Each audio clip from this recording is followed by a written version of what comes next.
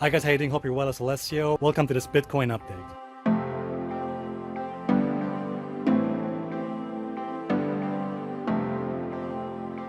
Alright guys, let's take a look at the chart of Bitcoin here, and in this video I'm going to share with you what I think is the most likely, the most probable move for Bitcoin going forward. Now, notice that this parabolic rise in Bitcoin hit resistance.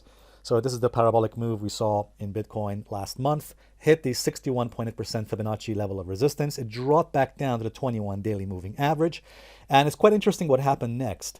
It tried to make an attempt at a rally. So it tried to stage another rally above the previous highs. It failed. So notice again, it failed to do that, this move to the upside.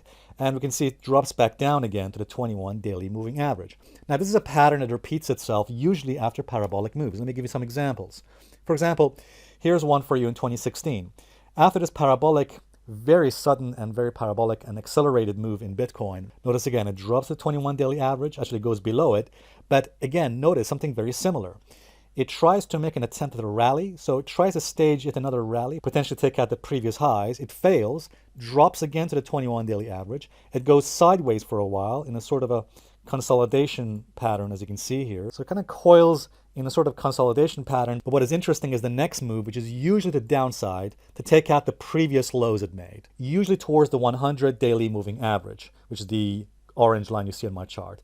And actually it usually moves towards the 21 weekly average as well. Here's another example for you. Again, we can see Bitcoin becoming parabolic, surging higher, becoming extremely overbought, pulls back to the 21 daily average, actually goes slightly below it. And again, we see yet again, similar pattern. It tries to get something going to the upside. It tries to stage a rally. It fails. And instead what we see is some kind of consolidation, coiling in a consolidation pattern to the sideways pattern like you see here. And again, notice once again, it drops back down, taking out the previous lows it made towards the 100 daily moving average and also the weekly 21 moving average. And I'll show you one more example here. This is in 2017. Again, parabolic move in Bitcoin to the upside, becoming extremely overbought, pulls to the 21 daily average. And we can see once again, it tries to get something going. It tries to stage a rally which fails, falls back to the 21 moving average again. Again, we can see very similar sort of consolidation pattern. But more importantly, notice that it fails to go any higher. And once again, it takes out the previous lows towards the 100 daily moving average. So we see failure of a rally and dropping back down the previous lows. Now, going forward, that means potentially what we might be dealing with in Bitcoin here at the present moment is, well, we've seen a very similar situation. Again, parabolic rise in Bitcoin, hitting resistance, and also extremely overbought conditions on the higher time frames. Falls to the 21 daily moving average. It tries to get something going, like we saw in the previous examples, fails, falls back to the 21 daily average, which means what? Which means as long as Bitcoin remains below this high it made yesterday, which was at the 13,250 level, as long as Bitcoin remains below 13,250, the most likely scenario for Bitcoin is, again, a repetition of that pattern. Bitcoin could actually challenge and test the previous lows it made in early July. In other words, we could see failure of this rally here again and move down towards the July lows, the early July lows, taking that level out, moving towards the 100 daily moving average, and indeed the weekly 21 moving average. As I showed you before, the weekly 21 moving average is sitting right there near the just under the 8,000 level. So that's one potential scenario for Bitcoin. The second scenario is, again, as long as Bitcoin remains below this previous high it made near 13,250, then we could see some consolidation, some sideways move here in a coiling, consolidating pattern, and then finally coming back down, taking out the lows it made in early July and retesting it and taking that level out and seeing failure towards the 100 daily moving average. Again, moving towards this orange line that we're seeing here on this chart.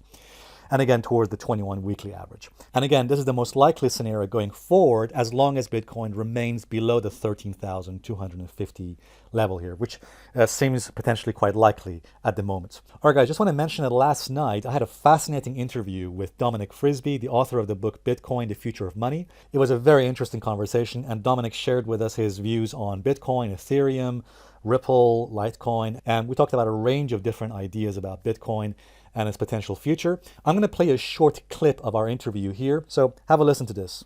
But here we are in 20 1619, nearly 400 years after the tulip bubble in 1627 or whenever it was. And Holland is still the international hub of the flower industry. That's it true. still is the market leader. So that tulip bubble built an industry that Holland has dominated for 400 years. So what is the problem with the tulip bubble? You need bubbles. Bubbles accelerate investment. Without the dot-com bubble, the internet wouldn't be what it is today. Even though people lost fortunes, the infrastructure still got built. And you need bubbles. All right, guys, so you can watch the extended interview of our members webinar with Dominic Frisby in the members area. And of course, if you're not a member, you can become one today on this link you see here, which gives you also 3 months extra free for 6 months. And by the way, today, this evening, I'm doing another webinar, another members webinar with top trader and market wizard Linda Raschke. And Linda Raschke is one of the world's best traders, and she was interviewed in the book, The New Market Wizards, and I'll be talking with her tonight. So guys, if you're not a member, you can become one today on this link you see here, leadingtrader.com/join. And you can watch the replay of my webinar with Dominic and also join us in the members webinar with Linda Raschke tonight. Thanks very much indeed. I'll see you guys in the next update. Bye for now.